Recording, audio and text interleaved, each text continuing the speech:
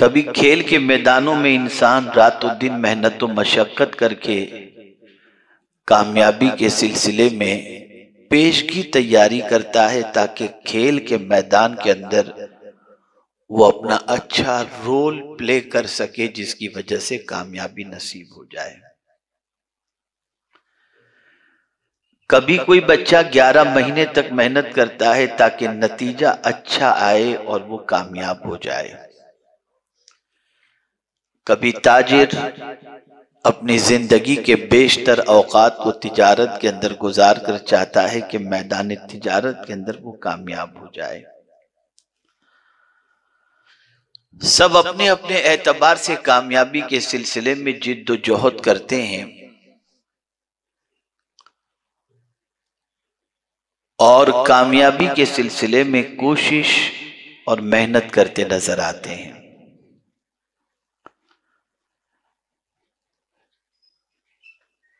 लेकिन अगर हम कुरान मुकद्दस की रोशनी में देखना चाहें और हालात के एतबार से जायजा लेने की कोशिश करें तो कुछ अल्लाह के बंदे ऐसे भी नजर आते हैं जिनके पास बड़े बंगले नहीं, बड़ी तिजारत नहीं, बड़ा मैदान नहीं, कुछ भी नहीं,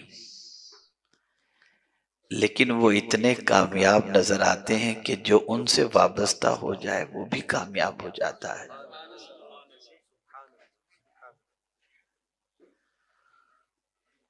जो उनकी चौखट पर पहुंच जाए अल्लाह उसे भी कामयाबी अता कर देता है।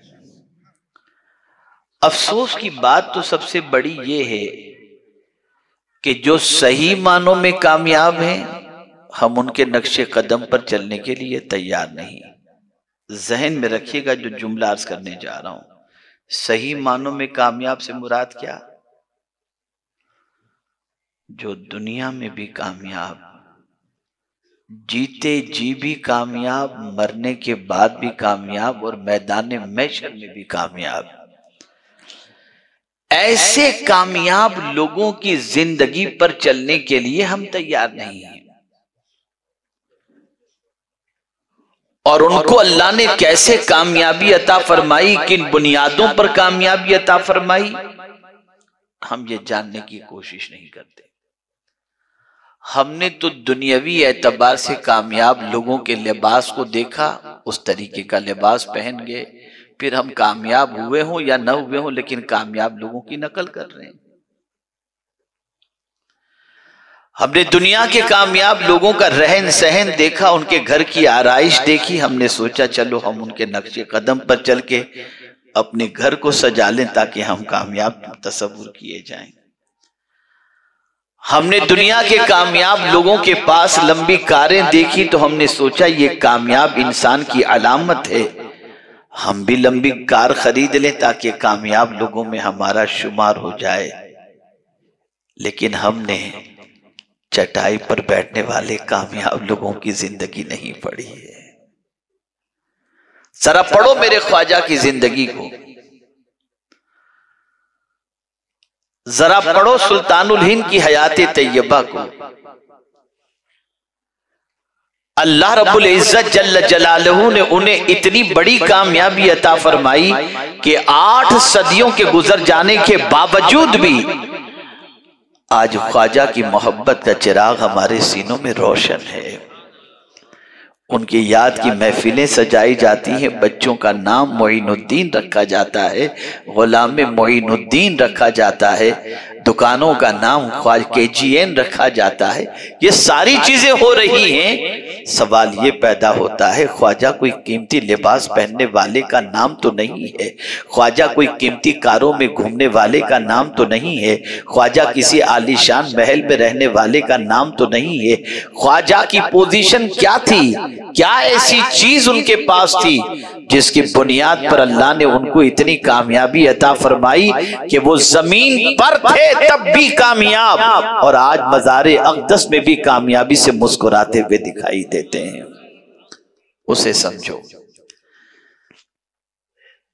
मैं अपनी तबीयत और थकान की शिकायत नहीं करूंगा, लेकिन कोशिश करूंगा जितनी देर बोल सकूं।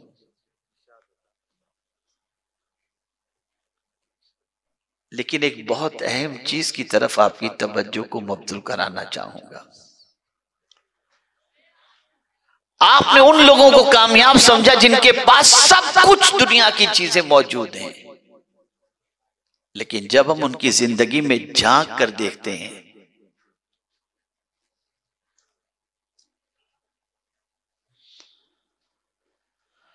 जब उनकी जिंदगी में झांक कर देखते हैं तो वो नाकाम नजर आते हैं।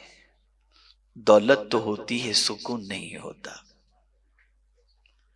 नर्म गद्दे तो होते हैं, नींद नहीं होती। सुबह शाम टेंशन में जिंदगी के लम्हात गुजरते हैं, लेकिन जब ख्वाजा की जिंदगी को देखते हैं तो अक्ल दंग रह जाती है। चटाई पर इतने मजे से सोते हैं जैसे कोई शहंशाह सो रहा हो। क्या चीज थी, उसे समझो। हुजूर सल्लल्लाहु अलैहि वसल्लम किस चीज पर मेहनत करने तशरीफ लाए थे, उसे समझो। सहाबा ने किस चीज पर सबसे ज्यादा मेहनत की, उसे समझो।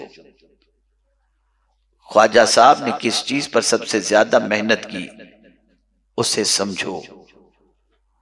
और हमने उस चीज की तरफ तवज्जो देने की बजाय बिल्कुल दुनिया की तरफ इस तरीके से बढ़े कि हम उसी रास्ते पर चल पड़े जिस रास्ते पर चलने के बाद कामयाबी दूर तक हमें दिखाई नहीं देती। कुरान कहता है कद अफलह मन तज़क्का, बेशक मुराद को पहुंचा वो जो सुथरा हुआ। यहां सुथरे से मुराद क्या जाहिरी सुथरापन है? मुफस्सिरीन फरमाते हैं कामयाब वो हुआ जिसका मन पाक हो गया, बदअकीदगी से पाक, कुफ्र और शिर्क से पाक, गुनाहों की आलाई से पाक। जिस इंसान का दिल पाक हो गया, कुरान कहता है वो कामयाब हो गया, वो मुराद को पहुंचा। आज अगर दुनिया के इंसानों की जिंदगी का जायजा लिया जाए तो भाई का दिल भाई के लिए भी साफ नहीं है, शौहर का दिल बीवी के लिए भी साफ नहीं है, बीवी का दिल शौहर के लिए भी साफ नहीं है, बहू का दिल सास के लिए भी साफ नहीं है। आज पूरे दिल को परागंदा करके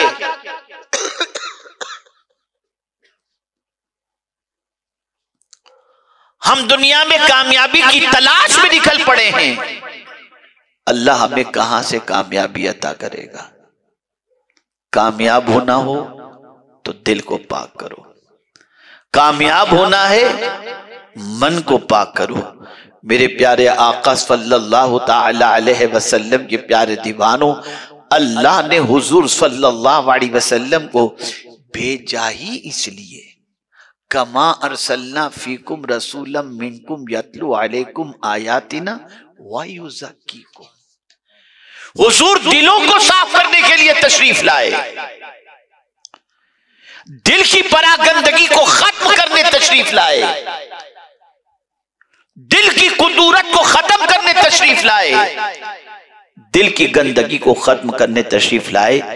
एक सवाल जहन के अंदर उभरता है कि आज क्या हम यहां बैठकर ख्वाजा साहब का जिक्र करें और उनकी तरफ तवज्जो करके अर्ज करें, ख्वाजा साहब करम कर दो हमारा दिल साफ हो जाए, तो क्या दिल साफ हो जाएगा इतनी दूर से? हो जाएगा। इसलिए कि ताकतवर के लिए फासला जरूरी नहीं होता। अगर कोई चीज ताकतवर है तो कहीं भी रहकर कहीं को भी साफ कर सकती है। जब सूरज आसमान पर निकल करके जमीन को इतने फासले से साफ कर सकता है, तो अजमेर के ख्वाजा भी दूर बैठे हुए गुलाम के सीने को भी साफ कर सकते हैं। आला हजरत जानते थे इन चीजों को, इसीलिए मांगते हैं तो क्या मांगते हैं? चमक तुझसे पाते हैं सब पाने वाले, मेरा दिल भी चमका दे चमकाने वाले। ये दिल गंदा है, खोट है इस दिल में। वो लोग जिनका दिल साफ होता है और कपड़े गंदे होते हैं, तो अल्लाह उनके कपड़ों को नहीं, उनके दिल को देख करके अपनी बारगाह का मकबूल बना लिया करता है। आज कपड़े तो साफ हैं, दिल गंदा हो चुका है, कीना भरा पड़ा है, हसद भरा पड़ा है, खोट दिल के अंदर मौजूद है। और इस खोट की बुनियाद पर दिल इतना सख्त हो गया कि तुर्किया और सीरिया के जलजलों के बाद भी लोगों ने पिक्चर देखना और गुनाह करना नहीं छोड़ा।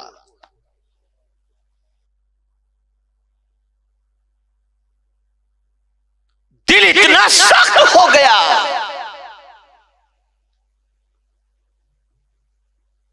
कि एक्सीडेंट होता है तो लोग मरीज को उठाकर हॉस्पिटल पहुंचाने की बजाय वीडियो बनाते हैं। दो आदमी लड़ रहे हो तो छुड़ाने की बजाय दिल इतना सख्त हो गया कि वीडियोग्राफी करते हैं।